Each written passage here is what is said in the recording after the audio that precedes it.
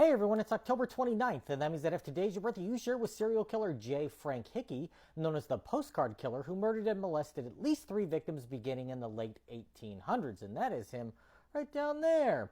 Hickey was the son of a cobbler and was born in 1865 in Lowell, Massachusetts, and was reportedly abused by his father as a child. Baptized a Catholic, he became active in the First Congregational Church as a teen, a Protestant denomination, and was an official at the local YMCA. By his 15th birthday, he already had a criminal record for theft, and as an adult, he joined the Freemasons, rising in rank until he was expelled from the group in 1895 after stealing 20 gallons of alcohol. The lodge was unaware that his crimes were far, far worse than just stealing booze. In 1883, Hickey contacted the police to alert them to the death of a pharmacist at a drugstore where they both worked. He claimed that the dead man had been despondent and had ingested a large dose of laudanum, which was a mixture of opium and alcohol, to kill himself. In 1896, Hickey left Lowell and traveled across the Northeast for the next few years, taking jobs wherever he went, including one at a steel factory. In 1902, he came across an 11-year-old newsboy in New York City. He told the boy he'd buy all of his papers if he came with him to Central Park. When the boy agreed, he proceeded to strangle the child and leave his body in the park atop his pile of newspapers. His next known murder was 9 years later when he saw a 7-year-old boy playing at a clothing store.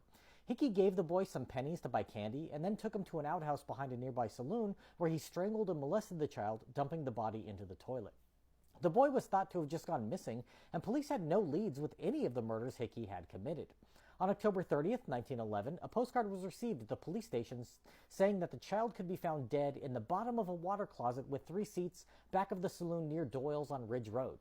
That led investigators to the body of the boy, and additional postcards started to arrive, being sent to the police, local newsrooms, and even the parents of the victim. He wrote to the parents saying that he had killed their son, stating, "I abused him first and then I strangled him.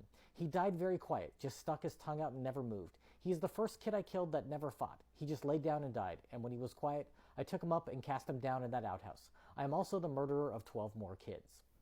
His postcards described the crime in great detail, but mail at the time was virtually untraceable, so they were no closer to catching the culprit.